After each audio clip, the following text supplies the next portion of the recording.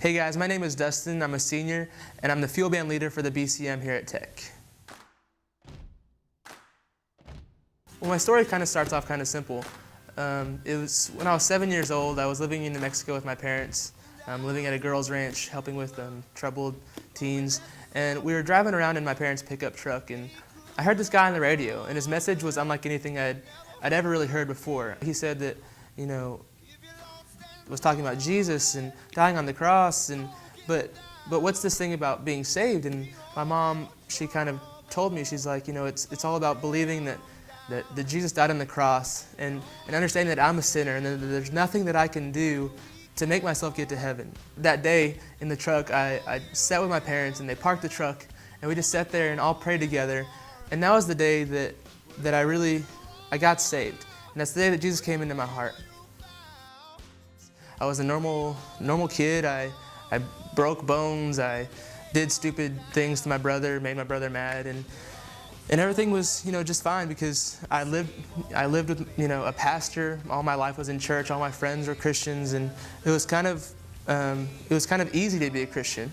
But it wasn't until I got to high school when I started realizing that I had choices that I could make, and I kept finding myself choosing things that weren't about Christ and weren't worried about furthering His kingdom. It was more worried about what Dustin wanted and what new things Dustin could do and what I could get myself into. And so I really found myself struggling in high school. Bad relationships and just stupid things that don't even matter or begin to matter. I kind of had to break away and kind of take a summer just to figure out who I was. And that summer I went to Super Summer in Little Rock. And it was the craziest experience because I actually finally understood what this was all about. People do struggle, and life's not always easy like it seemed like when I was younger. And the relationship with God is what keeps it all together and what keeps you really focused on doing His work. And so that summer I really committed myself to God and committed myself to doing His work. And then I started college, and I got in contact with Chris Brown, the field band leader before me, and he's like, "Hey Dustin, come play with us, play drums with us because our drummer just quit," and one thing led to another. And my first week at Fuel, I was playing the drums, and I was just so excited because I just committed myself to God and was really ready to just start doing whatever I could to follow Him. And then all of my old struggles that I dealt with in high school started rushing back to me. It was like Satan was just like, Dustin, you might think you're going to start following Christ, but it was like, you're not going to be able to do that if I'm around. And he started sending, all the same things that I dealt with at high school. And I found myself being more selfish and more worried about what was happening to me. And so I started dealing with all these struggles, and I really spent, a good summer and semester just falling back in my old ways. And I felt so bad on the inside, I was like, why is this happening? I just committed myself to God. Everything was good again, and now it's just going back to the way it was. So it was during that time that I started digging into the Bible and digging into the Word, and I came across this verse that's really become my life verse.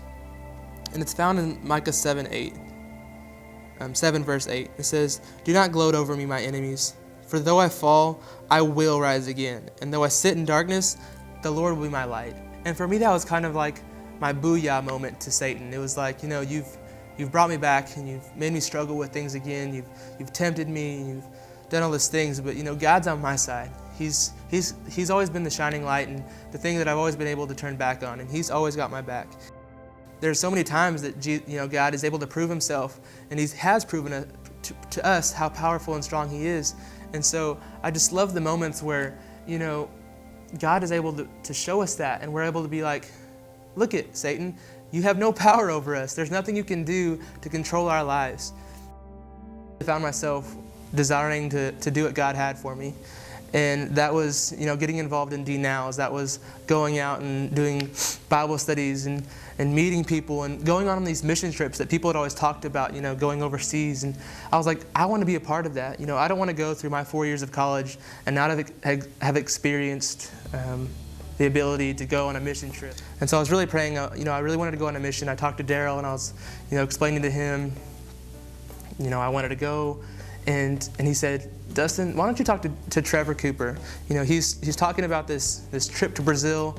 It's kind of a private, not big, like state-funded anything. It's just a private missionary taking this private trip to Brazil, and they're looking for a team to go. And I said, okay, I'll think, I'll pray about it, and I'll talk to Trevor. So I talked to Trevor, and the more I talked to him and the more I prayed about it, I really felt like that was what I needed to do. But then it came again that, I quit my job and I didn't have any money, and it turns out going to Brazil is not cheap. So, I had to do what my plan was to do, and I just had to fall back on God. And I said, God, if this is what you want me to do, you have to take it over. I don't have the means to get myself there, and you're a lot stronger than I could ever be. And so God, he started working. He started speaking to the people in my church. And all the people in my church and my family, they all got together and they paid for my ticket, they paid for my passport, my visa, and everything was paid for. And it was just an amazing experience because I knew right then that God wanted me to go. If He provided the ticket and He provided everything, there was no reason for me not to go. And so that summer, after everything had gone down, I got sent to Brazil, and it was just the most amazing experience of my life.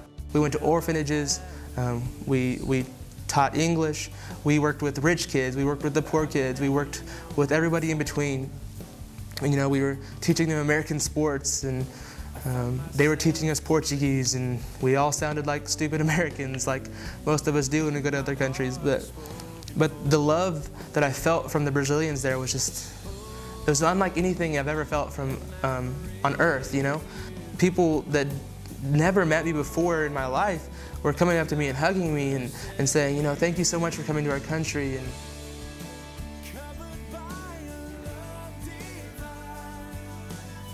I came back to Tech and I was just on fire again. I was just so excited that God opened those doors for me. And the next semester was when I took over Fuel.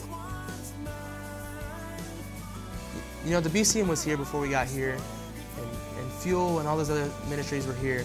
And they're going to continue to be here after we're gone.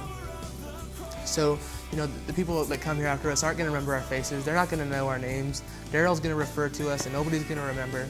But it's not going to be, our faces that people remember. It's going to be the foundations that we built on our campus that are really going to last the longest. And so I really want to challenge all of us to focus on the legacy that we can leave as a ministry and not as an individual. Touch this campus in a way that it's never been done before, and reach students that have always seemed unreachable. I really want everyone to step out of their comfort zones, really surrender to what God has for you, whether it's a mission trip, whether it's walking across the hall to somebody and just saying, hey, what's up? My name's whatever, and just loving on people. As long as you hold on to what God has for you, you're really going to be able to do amazing things. To hear you say